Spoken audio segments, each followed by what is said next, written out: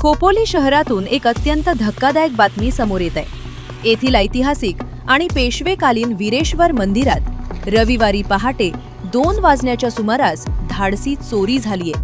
अज्ञात चोरट्यांनी मंदिराच्या मागील दरवाजातून प्रवेश करून भगवान शंकराच्या पिंडीवरील सुमारे 12 किलो वजनाचे आणि 20 लाख रुपये किमतीचे चांदीचे आच्छादन चोरून नेले। सकाळी मंदिर उघडल्यानंतर हा प्रकार पुजारी आणि भाविकांच्या निदर्शनास आला।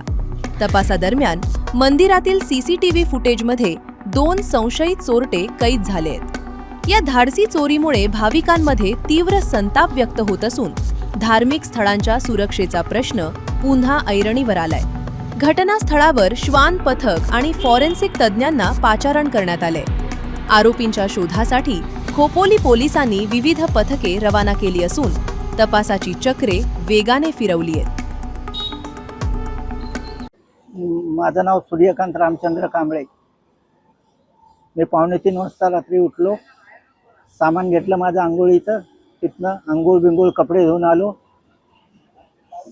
3:30 वाजल्यापासून आपला पंखा लावून असंच पडलेलो, काही झोपलो नाही। तेवढ्यात काही 2 जण रोज येतात चालू करायला। त्यातल्या एकाने बोला पाठचा दरवाजा उघडला आहे आणि ह्यो बी दरवाजा उघडत आहे। मग मी आपला इकडेच फिरत होतो। मग तेवढ्यात महाराज आले। 5 वाजता मी बोललो पाठचा बी दरवाजा उघडा आहे, ह्यो बी दरवाजा उघडा आहे। तो बोला मी लावून गेलो दरवाजा। मग आम्ही दोघं आतमध्ये गेलो। तर आतमध्ये ही या साईडला तो दरवाजा आहे, त्याला तारांनी बांधलेलं। मग ते तार खोलली महाराजांनी। आम्ही दोघं आतमध्ये गेलो।